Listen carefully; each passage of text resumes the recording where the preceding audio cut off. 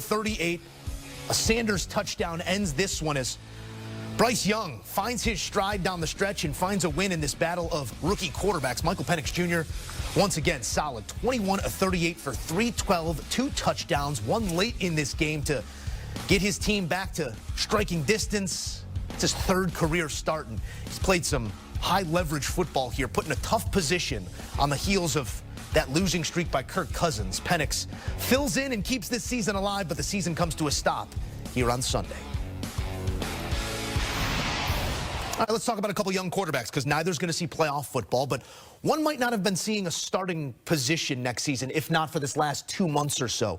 Bryce Young has come of age, for lack of a better term, under his play caller head coach, who had touch points with Baker Mayfield, getting the most out of him. Yep. Where have you seen the greatest growth for Young here down the stretch that makes you believe that they do have their franchise quarterback? So the big thing with Bryce Young was that he's 5'10", probably played at 180 coming out of Alabama, and he had to be special in every single thing he did because he's undersized, doesn't have a big arm. He's athletic, but he's not going to run around like he's Anthony Richardson.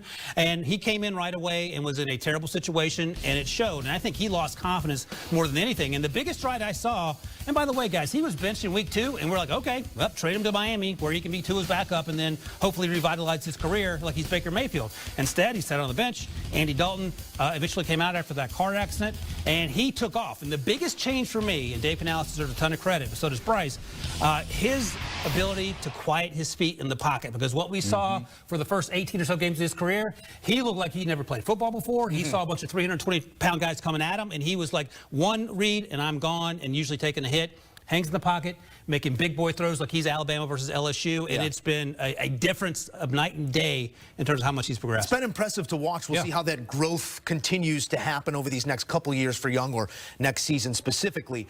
Emery, on the other side of this one, I'm taken back to a conversation that we sat and we had at length. When was the right time to move on from Kirk Cousins to Michael Penix Jr.? And maybe it's a week too late. You can play the what-if game, but he did everything you can ask of a young quarterback put in the situation that he was. What impressed you most? He was playing playoff football the last 3 games. The games that he started, he was playing for the postseason. So you like that he's playing in these high leverage games that he didn't flinch. And that's huge for them moving forward. Also, when you think about the game against the Chargers, man, if they input Penix in that game and they win, maybe that's the difference here in week 18. But I love the fact that he was playing in these high leverage games. He didn't flinch, which goes to the fact that he played a lot of games in college, Indiana, and we saw him play postseason football at Washington. So he was ready for the moment, and you love that he was ready for this moment. The future is bright in Atlanta. It certainly appeared so. Taking a look at some numbers on Bryce Young coming out of this game.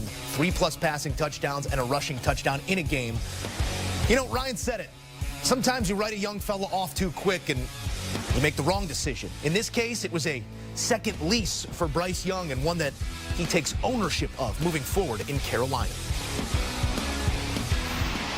Don't take our word for it. Let's get you back out to the site where our friend and yours, Charles Davis, joins us to extend that conversation. And Charles, this is 2 young quarterbacks to be celebrated, neither moving forward to play postseason football. But let's go here on Penix first. A couple high leverage drives, not just this game, but in weeks past. I know it was part of your prep in this one. I know he's played a lot of football at the collegiate level, but are we surprised at all about the way he hit the ground running for the Atlanta Falcons? You know, Joe, we should be, because what's happening is these youngsters are normalizing things that aren't normal. Does that make any sense? The idea that, hey, you're just going to go out and make these plays and handle high pressure. Yes, I know you played 45 games in college. I know that you played at Indiana and Washington. You were 33-7. I know you played for a national title. But there's always been that jump, college ball to pro ball. B-Mac and all the guys that you work with understand that better than anyone. Yet this kid has come out in 3 games. Now, the downside is he's made these types of plays and his team hasn't won the games they've needed to. But that's also part of the journey. Here's the opportunity. Let's see what happens, but I think it bodes well for 2025. He ended up getting more 2-minute drills in the last 2 ball games, in the first half, second half, than maybe he gets in practice. That's how big it's been, and he's answered the bell just about every time. It's been fun to watch, and today he showed us the extra dimensions. We knew they were there. The long ball, hit that, right? Now he's getting there with the team. The ability to move out of the pocket and run on occasion. We saw that today. So things are advancing along. In 2025 and beyond, What's the old expression? His future's so bright.